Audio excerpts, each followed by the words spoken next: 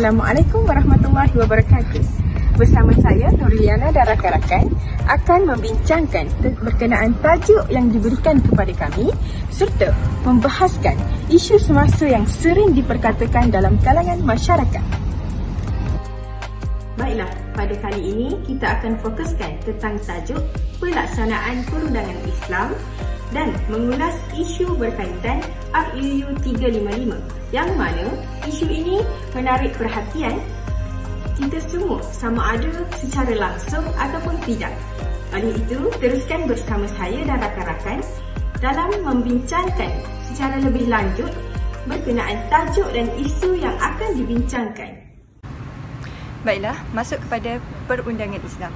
Apakah yang dimaksudkan dengan perundangan Islam? Perundangan Islam ialah hukum-hukum yang ditetapkan oleh Allah Subhanahu Wa Taala kepada manusia seperti akidah, ibadah, akhlak, muamalat, munakahat dan jenayah. Perundangan Islam ini terdiri daripada 3 institusi iaitu Majlis Agama Islam, Mufti dan Mahkamah Qadi iaitu Mahkamah Syariah.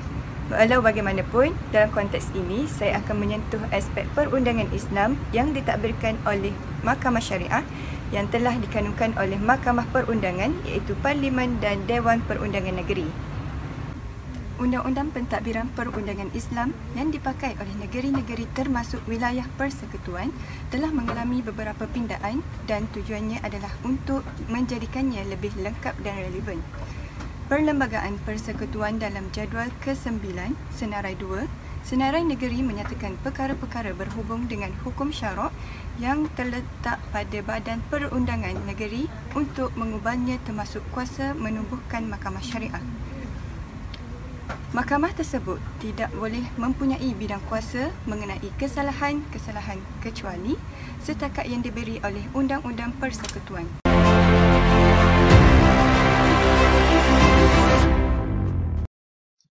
Tahukah anda apakah RUU 355?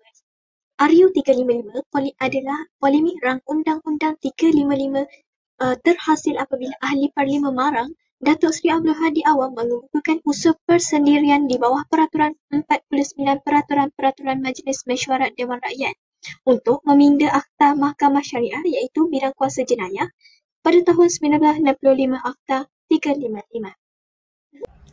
Usul persendirian RUU 355 ini dibacakan atau dikemukakan oleh YB Marang iaitu Abdul Hadi bin Awang kepada Dewan Rakyat pada 26 hari bulan 5 2016 dan 24 hari bulan 11 2016. Dewan ini memberikan kebenaran menurut Peraturan Mesyuarat Palsu 91.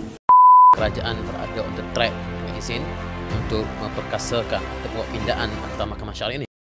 Mahkamah Syariah dengan membina Akta Mahkamah Syariah.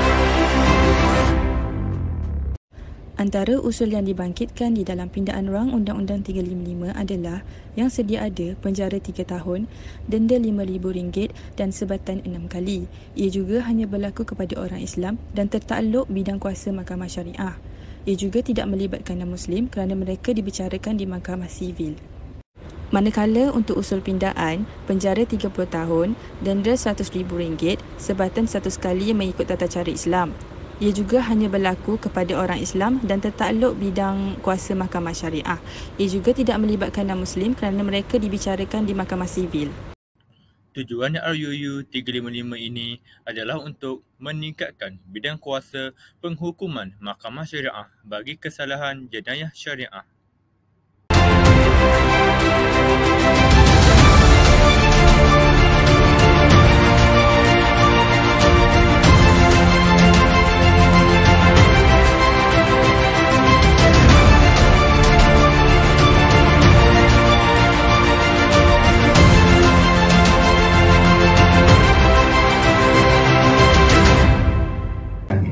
Itulah. Ini RUU ke arah memertabatkan undang-undang Islam lah, undang-undang jenayah Islam untuk memberi kuasa hukum yang lebih kepada Mahkamah Syariah.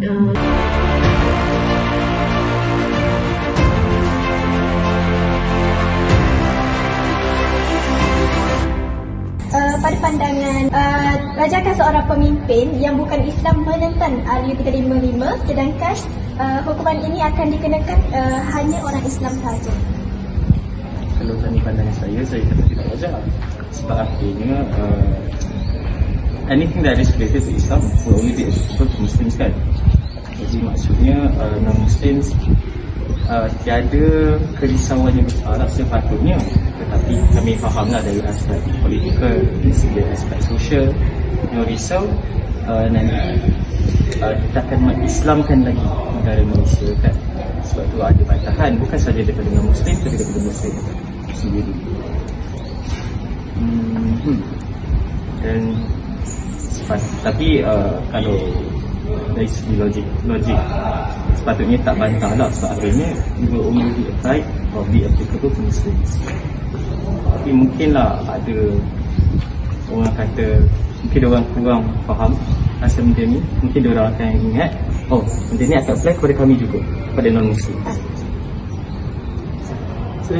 Pendapat saya sebenarnya agak fair bagi saya, sebab dia depends on konteks apa yang orang tu cuba bantah. Betul-betul dia faham konteks untuk RUU, ada application of the rang undang-undang to which communities as well. So I think that benda macam tu kena take consideration. Sebab kalau dia maybe dia ada satu feeling orang kata tidak setuju sebab perspektif dia memikirkan bahawasanya rang undang-undang tu akan apply kepada orang bukan Islam juga. So wajarlah untuk dia bantah tu. Tapi tidak wajar bila dia rasa dia perlu interfere dalam urusan orang Islam lah. Sebab in the end of the day, our Islamic law is a important law lah untuk kita. Walaupun kita dalam negara yang follow common law pun, Islamic law still applicable to us. Macam kita faham bahawa Malaysia ni kalau macam state matters tu akan deals dengan benda-benda yang berkaitan dengan agama. So that thing lah.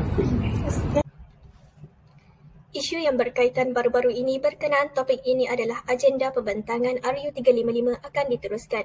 Melalui berita harian, dasar berkaitan agama Islam yang dibuat pentadbiran sebelum ini dan memberi manfaat kepada umat Islam akan dipertahan serta diteruskan, kata Menteri di Jabatan Perdana Menteri Hal Ehwal Agama Datuk Dr. Muhammad Naim Mokhtar. Beliau berkata ia termasuk meneruskan agenda perbentangan rang undang-undang Mahkamah Syariah iaitu Bidang Kuasa Jenayah atau RU 355 sebagaimana dirangka sebelum ini.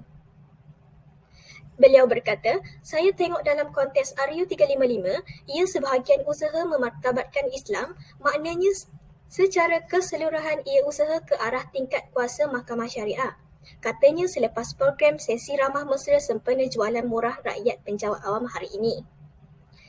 Ditanya adakah RU 355 akan dibentangkan pada sesi Parlimen akan datang, beliau berkata perkara itu perlu dibincangkan kepada mesyuarat Kabinet terlebih dahulu.